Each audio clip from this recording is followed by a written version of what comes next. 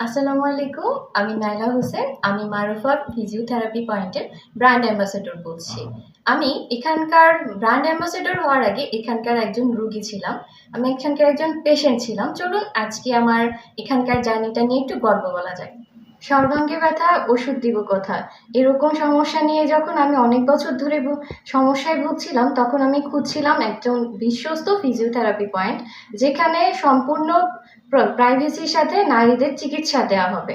হ্যাঁ, আমরা অনেক ফিজিওথেরাপি পয়েন্ট পাই, কিন্তু সম্পূর্ণ নারী দ্বারা ফিজিওথেরাপি পয়েন্ট কোথায় হবে, কোথায় পাবো, এরকম নিয়ে আমি প্রায় 2-3 বছর ধরে চিন্তা ভাবনা করছিলাম। একদিন হঠাৎ করে মারুফা ফিজিওথেরাপি পয়েন্টে মারুফাপুর একটা ভিডিও আসলো। ভিডিও আসার পরে আমি ডিসিশন নিলাম যে আমি আপুর সাথে যোগাযোগ করব। তারপর আর দেরি করিনি।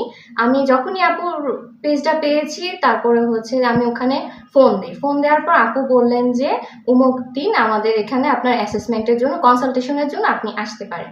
তারপর আমি আমার ফ্যামিলি মেম্বার, আমার আব্বুকে নিয়ে কনসালটেশনের জন্য আসি।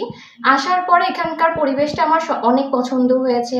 সম্পূর্ণ নিরিবিলি পরিবেশে একদম সুন্দর করে মনে হয়েছে যে এখানে আমি আমার ট্রিটমেন্টটা পাবো। তারপরে এখানে মারুফ আপু, মিষ্টি আপু আমার এক্স-রে থেকে শুরু করে যা যা আছে সব কিছু অ্যাসেসমেন্ট করলেন। করার পরে আমাকে একটা ডেট দিলেন এবং সেশন ঠিক করলেন। আমার যেহেতু সমস্যা অনেক ছিল, সেজন্য সেশনের জন্য উনি আমার কাছ থেকে 6টা মাস সময় নিলেন। বললেন 6টা মাসের মধ্যে আপনি ইনশাল্লাহ অনেক সুস্থ হয়ে যাবেন।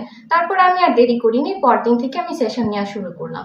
সেশন ট্রিটমেন্ট করা শুরু করলাম। সেদিন আপু আমার কাছ থেকে জানতে চাইলেন, আবার নতুন করে জানতে চাইলেন কি কি সমস্যা আছে।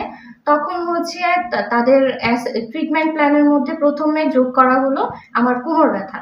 কোমর ব্যথার সাথে যে আমার ইউরিনারি ইনকন্টিনেন্সের ব্যাপারটাও খুব গুরুত্ব সহকারে দেখা গেছে। তো ইউরিনারি ইনকন্টিনেন্স ব্যাপারটা আসলে আমি কখনো জানতাম না যে ফিজিওথেরাপিতে ট্রিটমেন্ট হতে পারে। তারপরে ইউরিনারি ইনকন্টিনেন্সের নিয়ে আপু ট্রিটমেন্ট করলেন। তারপরে কোমর ব্যথা ট্রিটমেন্ট করলেন। এই কোমর ব্যথা, ইউরিনারি ইনকন্টিনেন্সের সাথে আমার যোগ হলো ঘাড় ব্যথা। এই ঘাড় ব্যথা নিয়ে আমি অনেক বছর ধরে ভুগছিলাম। মোটামুটি আমি যখন টিনেজ পার করছিলাম তখন থেকে আসলে সমস্যাটা। ঘাড় ব্যথা নিয়ে আসলে আমি কোথাও কোনো ডাক্তারের কাছে প্রপার ট্রিটমেন্ট পাইনি। আমি ভাবতাম যে ঘাড় ব্যথাটা এভাবেই থাকবে। তারপরে আমার পিঠ ব্যথা ছিল। পিঠ ব্যথাটা আমি কখনোই ট্রিটমেন্ট পাইনি। সবাই বলতো গ্যাস্ট্রিকের ব্যথা, গ্যাস্ট্রিকের ট্যাবলেট খেয়ে খেয়ে আমার জীবনটা পার হচ্ছিল। অবশেষে মারুফ আপু এটা নিয়েও একটা ট্রিটমেন্ট প্ল্যান করলেন এবং আস্তে ধীরে এই পেইন ম্যানেজমেন্টটা নিয়ে মারুফ আপু আর মিষ্টি আপু এটাকে আস্তে আস্তে হয়েছিল।